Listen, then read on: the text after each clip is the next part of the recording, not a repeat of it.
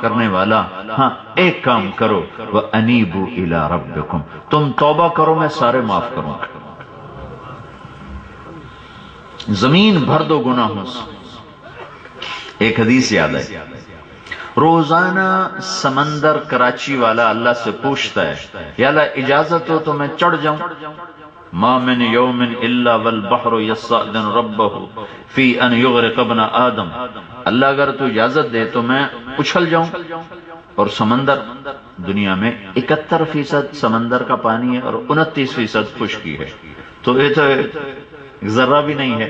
تو اگر اللہ تعالیٰ اس کو اچھال دے، یوں اچھال دے تو ہمالیہ پہاڑ بھی ڈوب جائے. تو اللہ تعالیٰ تو یہ سمندر اللہ سے پوچھتا ہے یا اللہ اگر تو اجازت دے تو میں تیرے نافرمانوں کو غرق کر دوں. اور کراچی کا سمندر اگر شکارپور تک آئے گا تو کوئی گھنٹہ 2 گھنٹے تو لگیں گے، 4 گھنٹے تو لگیں گے. یہ دھرتی زمین اللہ سے کہتی یا اللہ اگر تو اجازت دے تو میں پھٹ جاؤں، انہیں اندر لے جاؤں، انہیں اندر لے جاؤں. تو زمین کو پھٹنے میں تو منٹ لگے گا، پانی کو آنے میں تو کچھ دیر لگے گی. زمین تو یوں پھٹی اور یوں گیا. اور پھر فرشتے اللہ سے کہتے ہیں یا اللہ اگر تو اجازت دے تو ہم اتر کے انہیں ہلاک کر دیں. 3 مخلوق اللہ سے کہتی ہے یا اللہ ہمیں اجازت دے، یہ تیرا کھا کے تیرے نافرمان ہیں. پانی کہتا ہے میں غرق کر دوں، زمین کہتی ہے میں نگل جاؤں، فرشتے کہتے ہیں ہم اتر کے ہلاک کر دیں. تو جس اللہ کی نافرمانی ہو رہی، جس کا میں نافرمان ہوں، غصہ تو اس سے آنا چاہیے نا. وہ کیا کہتا ہے دعوا عبدی فانا اعلم بعبدی منکم، پیچھے ہٹ جاؤ، میں اپنے بندے کو تم سے بہتر جانتا ہوں. تمہیں میں نے اپنے امر کن سے بنایا، اسے میں نے اپنے ہاتھ سے بنایا، تم اور وہ برابر ہی نہیں ہو. ان کان عبدکم فشانکم بہ، اگر تم نے پیدا کیا ہے تو پکڑ لو. وہ کہتا ہے یا اللہ ہم نے تو نہیں پیدا کیا، پر تو پیدا کرنے والا تو پکڑ. تو کیوں نہیں پکڑتا؟ تو دیکھتا نہیں تیری کتنی نافرمانی ہو رہی؟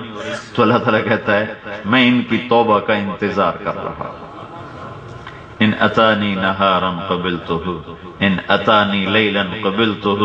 پتہ نہیں کس گھڑی اس کو خیال میرا آ جائے اور یہ توبہ کر لے، تو جب توبہ کرے گا میں قبول کروں گا، جب توبہ کرے گا میں قبول کروں گا. من اعظم منی جودا و کرما، مجھ سے بڑا کوئی ہے سخی اور کریم. بھائیو اللہ سے صلح کر لو، اللہ سے صلح کر لو، اللہ کو اپنا بنا لو. بنو اسرائیل میں ایک نوجوان تھا جس کی نافرمانی سے تنگ آ کر لوگوں نے اسے شہر سے نکال دیا. وہ شہر سے نکلا تو اس زمانے کے شہر سے نکلنا تو اسباب زندگی ختم ہو جاتے تھے، باہر کوئی چیز نہیں ہوتی تھی.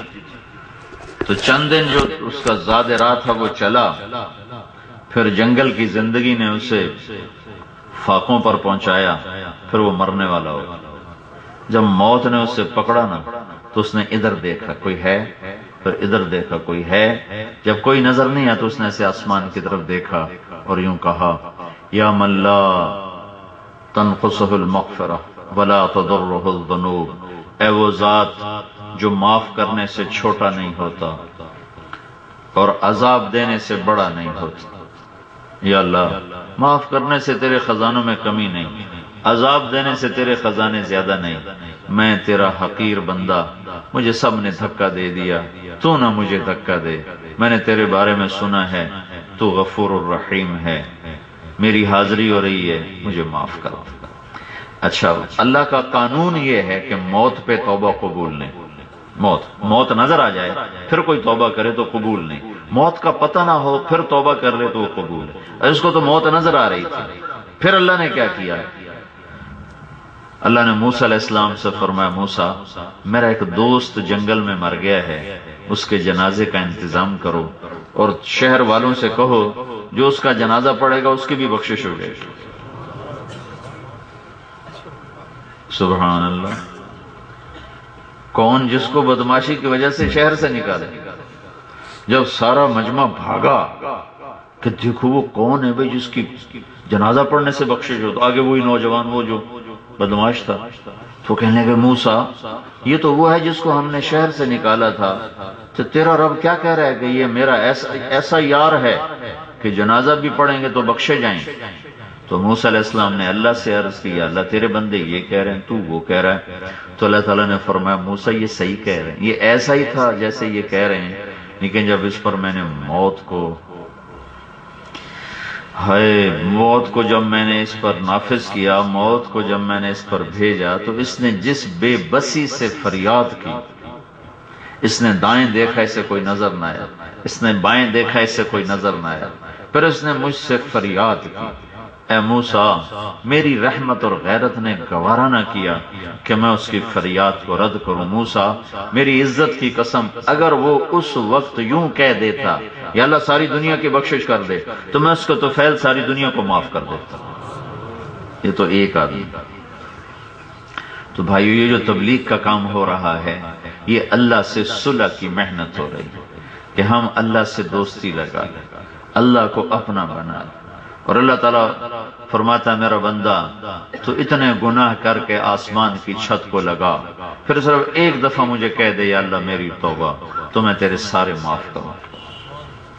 زندگی کا موضوع جو ہمارے بھائی نواز کہہ رہے تھے میرے آنے سے پہلے کہ زندگی کا موضوع ہی یہ ہے کہ اللہ کو راضی کر لیا جائے، اللہ راضی ہو جائے، پھر چاہے آپ پولیس کے آئی جی بن جاؤ، پاکستان کے صدر بن جاؤ، سندھ کے سب سے بڑے نواب بن جاؤ، پنجاب کے سب سے بڑے سردار بن جاؤ، سب سے بڑے خان بن جاؤ، سب سے بڑے بادشاہ بن جاؤ، یا سب سے بڑے فقیر بن جاؤ، تمہارا مسئلہ حل ہو گیا کہ اللہ تم سے راضی ہو۔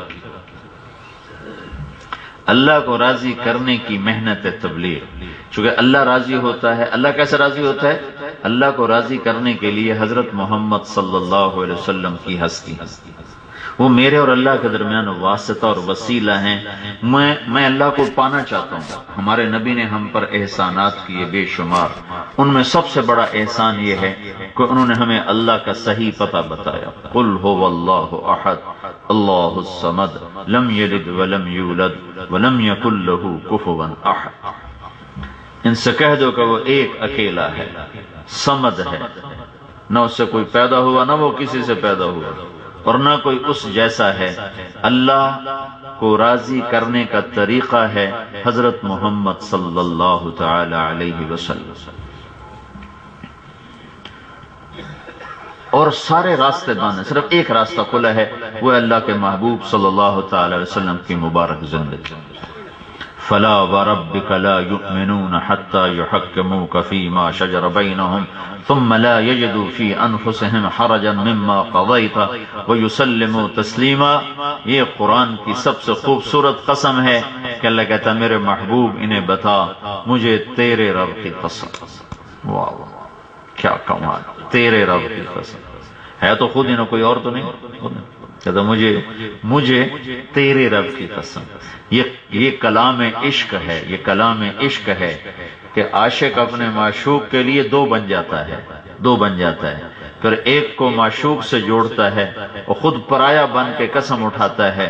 یہاں اللہ نے اپنے آپ کو دو کیا، دو کو ایک کو حبیب سے جوڑا اور خود الگ ہو کر کہا فلا وربک فلا وربک۔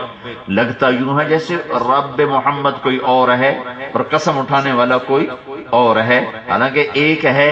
یہ عشق کی انتہا بتانے کے لیے ہے کہ اللہ کہہ رہا ہے اے میرے حبیب شکارپور والوں کو بتا دو مجھے تیرے رب کی قسم۔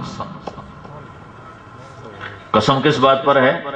ان سے کہہ دو جب تک تیرے فیصلوں پہ تیری شریعت پہ راضی نہیں ہوتے میں ان کا ایمان قبول نہیں کروں گا۔ تو اللہ نے ایک سے عشق کیا، والضحى والليل اذا سجى ما ودعك ربك وما قلى وللآخرة خير لك من الأولى ولسوف يعطيك ربك فترضى۔ یہ سورہ والضحى ہے، یہ قرآن میں آپ کی شان بیان کی ہے اللہ نے بہت جگہ، یہاں سب سے عالی شان بیان ہوئی ہے، سب سے عالی شان۔ 18 دن وحی نہیں آئی اور آپ پریشان ہیں کہ وہی جبریل نہیں آ رہا، تو کافروں نے کہنا شروع کیا اس کا رب ناراض ہو گیا، اس کا رب ناراض ہو گیا، اس کے رب نے اس کو چھوڑ دیا ہے، اس کو چھوڑ دیا ہے۔ تو ایک دن حضرت